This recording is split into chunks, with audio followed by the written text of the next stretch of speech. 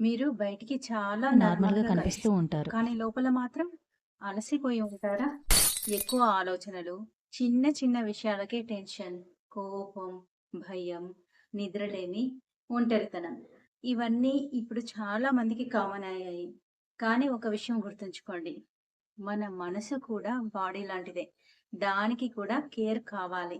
ఈ వీడియోలో నేను 10 ఎమోషనల్ అండ్ మెంటల్ ప్రాబ్లమ్స్ గురించి చాలా సింపుల్‌గా ఎక్స్‌ప్లెయిన్ చేస్తాను. అలాగే ప్రతి సమస్యకి ఒక చిన్న ప్రాక్టికల్ టెక్నిక్ కూడా చెప్తాను. ఇవి కాంప్లికేటెడ్ థెరపీ టెక్నిక్స్ కాదు. రోజు లైఫ్‌లో ఎవరైనా యూజ్ చేయగలిగే సింపుల్ మెథడ్స్. సో, వీడియో చివరి వరకు చూడండి. ఎందుకంటే ఏదో ఒక పాయింట్ మీ లైఫ్‌కి డెఫినెట్‌గా కనెక్ట్ అవుతుంది. మొదట స్ట్రెస్ గురించి మాట్లాడుకుందాం.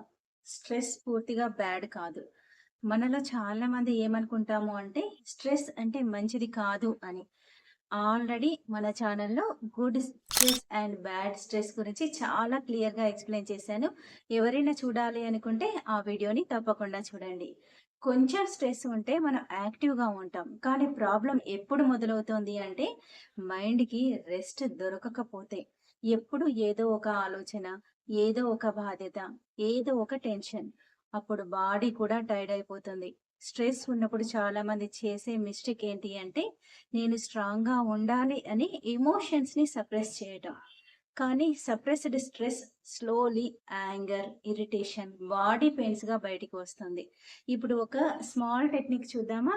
అదే బ్రెయిన్ డంప్ మెథడ్. ఒక పేపర్ తీసుకోండి. మీ మైండ్‌లో ఉన్న వర్రీస్ అన్నీ రాయండి. సొల్యూషన్ ఉన్నవి ఒక సైడ్ రాయండి. సొల్యూషన్ లేనివి మరొక సైడ్ రాయండి. ఇలా చేయటం వల్ల ఏం జరుగుతుంది అంటే, మన బ్రెయిన్‌లో డంప్ అవుతున్న థాట్స్ పేపర్ మీదకి వచ్చేసరికి మెంటల్ ప్రెషర్ అనేది తగ్గుతుంది. Number 2, over thinking. మనం అందరం ఓవర్ థింకింగ్ అంటే ఏమనుకుంటాం? అనేక రకాల ఆలోచనలు ఆలోచించటం అని అనుకుంటాం. కానీ ఓవర్ థింకింగ్ అంటే ఎక్కువగా ఆలోచించడం కాదు. ఒకే థాట్‌ని మళ్ళీ మళ్ళీ రీప్లే చేయటం. అలా జరిగితే ఎలా? వాళ్ళు ఏమనుకుంటారో ఏమో! నేనేదైనా తప్పు చేశానా? ఇలా ఒకే విషయం గురించి మన మెదడులో పదే పదే ఆలోచించటం, కలియపెట్టటాన్ని ఓవర్ థింకింగ్ అంటాం. ఈ లూప్ వల్ల బ్రెయిన్ టైర్డ్ అవుతుంది. ఓవర్ థింకింగ్ ఎక్కువగా ఫ్యూచర్ ఫియర్ లేదా పాస్ట్ రిగ్రెట్ వల్ల వస్తుంది. ఇప్పుడు ఓవర్ థింక్‌కి ఒక స్మాల్ టెక్నిక్ చూద్దామా? అదే 555 మెథడ్. మిమ్మల్ని మీరు ఈ 3 క్వెషన్స్ అడగండి.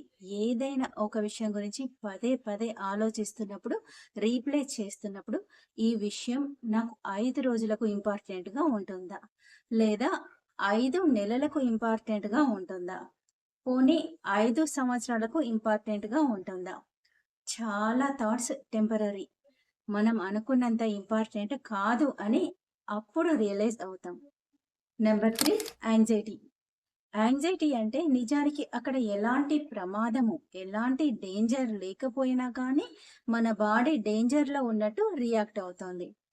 అంటే అక్కడ ఎలాంటి ప్రమాదము లేకపోయినా మన హార్ట్ బీట్ పెరిగిపోవటం, భయం భయంగా అనిపించటం. ఎప్పుడూ యాక్టివ్‌గా ఉండేవాళ్ళం. కానీ తొందరగా అలసిపోయినట్టు అనిపించటం. రెస్ట్‌లెస్‌నెస్‌గా అనిపించటం. చాలామంది యాంగ్జైటీ వచ్చినప్పుడు ఇంకా భయపడిపోతూ ఉంటారు. నాకు ఏదైనా సీరియస్ ప్రాబ్లమ్ ఉందా అని. కానీ చాలా సార్లు అది మైండ్ ఓవర్‌లోడ్ మాత్రమే. ఇప్పుడు యాంగ్జైటీ తగ్గించుకోవటానికి ఒక స్మాల్ టెక్నిక్ చూద్దాం. అదే డీప్ గ్రౌండింగ్. అంటే మీ చుట్టూ చూడండి. మీ చుట్టూ చూసి ఏవైతే ఒక 5 థింగ్స్‌ని మీరు చూడగలరో వాటిని చూడండి. నెక్స్ట్ ఏవైతే మీరు ఒక 4 థింగ్స్‌ని టచ్ చేయగలరో 4 థింగ్స్ యూ కెన్ టచ్. వాటిని టచ్ చేయండి. 3 థింగ్స్ యూ కెన్ హియర్. అంటే ఏవైనా 3 రకాల శబ్దాలను వినండి. Next 2 things you can smell. ఏవైనా 2 స్మెల్ చేయండి. Last 1 thing you can feel. ఏదైనా ఒకటి టేస్ట్ చూడటం, లేదా ఏదైనా ఒక ఫీల్ అవ్వటం, లేదా ఒక డీప్ బ్రీత్ తీసుకోవటం. ఇలా ఫోకస్ మార్చితే మీ బ్రెయిన్ ప్రెజెంట్ మోడ్‌లోకి వచ్చేస్తుంది. ఫోర్త్, యాంగర్ అంటే కోపం. కోపం చాలా సార్లు అసలు సమస్య కాదు. కోపం వెనకాల ఒక మనసు పడిన గాయం ఉంటుంది. మనం అనుకుంటాం చీటి మాటికి కోపం వస్తుంది. ఏదైనా జరిగిన వెంటనే కోపం వస్తుంది అని. కానీ దాని వెనకాల మనం బాధపడిన ఒక గాయం ఉంటుంది. కోపం వెనకాల స్ట్రెస్ ఉంటుంది. మనం సరిగ్గా వినలేని, అర్థం చేసుకోలేని ఒక ఫీలింగ్ ఉంటుంది. ఎక్కువ బాధ్యతలు తీసుకునే వాళ్ళకి అంటే ఇంటి పనులు, ఆఫీస్ వర్క్స్, రెస్పాన్సిబిలిటీస్ తీసుకునే వాళ్ళకి ఇరిటేషన్ త్వరగా వచ్చేస్తుంది. ఇప్పుడు కోపాన్ని తగ్గించుకోవటానికి ఒక స్మాల్ టెక్నిక్ చూద్దాం. అదే పాస్ రూల్. కోపం వచ్చిన వెంటనే రిప్లై ఇవ్వకండి. కొన్ని వాటర్ తాగండి. 10 సెకండ్స్ సైలెంట్‌గా ఉండండి. ఎందుకంటే మనకు కోపం వచ్చిన సమయంలో మన బ్రెయిన్ ఎమోషనల్ మోడ్‌లో ఉంటుంది. కొన్ని సెకండ్స్ తర్వాత లాజికల్ బ్రెయిన్ యాక్టివేట్ అవుతుంది. ఇలా పాస్ రూల్ పాటించటం వల్ల ఏం జరుగుతుంది అంటే మనం రియాక్ట్ అవ్వకుండా రెస్పాండ్ అనేది అవ్వగలుగుతాం. Number 5 negative thinking. మన మైండ్ న్యాచురల్లీ నెగెటివ్ థింగ్స్‌ని ఎక్కువగా నోటీస్ చేస్తుంది. దానికి కారణం సర్వైవల్ ప్రోగ్రామింగ్. ఇప్పుడు ఒక ఉదాహరణ చూద్దాం. ఒక వ్యక్తి ఏదైనా ఒక టాపిక్ గురించి మాట్లాడుతున్నప్పుడు ఆయన ఒక 10, 12 విషయాలు పాజిటివ్‌గా మాట్లాడితే మనం వాటిని నోటీస్ చెయ్యం. ఏదైనా ఒక విషయాన్ని నెగెటివ్‌గా మాట్లాడితే దాన్నే పాయింట్ ఔట్ చేస్తాం. చూసావా ఇక్కడ ఈయన ఇలా మాట్లాడారు అని. ఇక్కడ ఈవిడ ఇలా ప్రవర్తించారు అని. కానీ continuously negative content, comparisons, failures చూస్తూ ఉంటే అదే మన మైండ్ సెట్‌గా మారిపోతుంది. ఇప్పుడు నెగెటివ్ థింకింగ్‌ని ఎలా తగ్గించుకోవాలో ఒక స్మాల్ టెక్నిక్ చూద్దాం. అదే ఎవిడెన్స్ క్వెషన్. అంటే మనకు ఒక ఆలోచన వచ్చినప్పుడు ఎవరైనా ఇలా చేసి ఉన్నారు అని అనుకున్నప్పుడు మనం ఇలా క్వెషన్ చేసుకోవాలి. ఈ థాట్‌కి నిజంగా ప్రూఫ్ ఉందా? అంటే నిజంగా ఆయన అలా చేశారా? లేదా ఆవిడ అలా చేశారా? లేదా ఇది నేను ఊహించుకుంటున్న భయం మాత్రమేనా? ఈ ఒక్క ప్రశ్న చాలా అన్నెసెసరీ ఫియర్స్‌ని రెడ్యూస్ చేస్తుంది. నెంబర్ 6 లో కాన్ఫిడెన్స్. కాన్ఫిడెన్స్ అంటే భయం లేకపోవటం కాదు.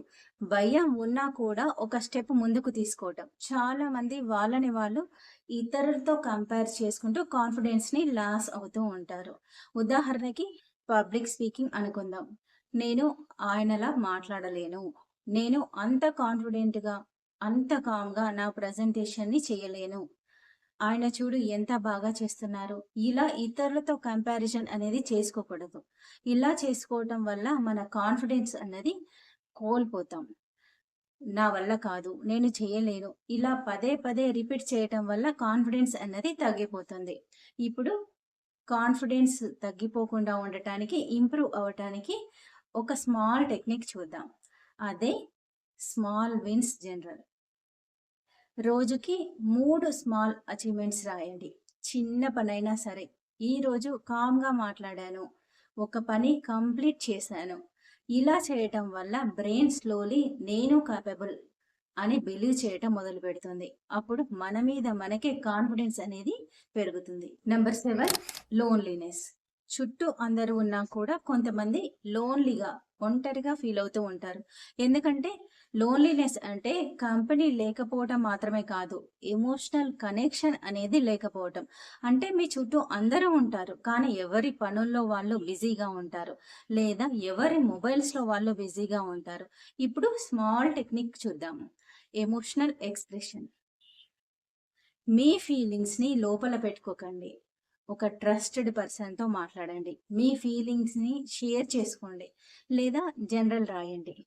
మీరు ఏవైతే ఎక్స్‌ప్రెస్ చేయలేకపోతున్నారో ఆ ఎమోషన్స్‌ని అంటే ఆ ఎమోషన్స్‌ని ఎవరితో షేర్‌తో చేసుకోకుండా లోపల అలాగే పెట్టుకోవటం వల్ల ఎక్కువ పెయిన్‌నిస్తాయి. కాబట్టి మీరు ఎవరైతే ఒక పర్సన్‌ని ట్రస్ట్ చేస్తున్నారో అది మీ ఫ్యామిలీ మెంబర్ అవ్వచ్చు, మీ రిలేటివ్ అవ్వచ్చు, లేదా మీ ఫ్రెండ్ అవ్వచ్చు.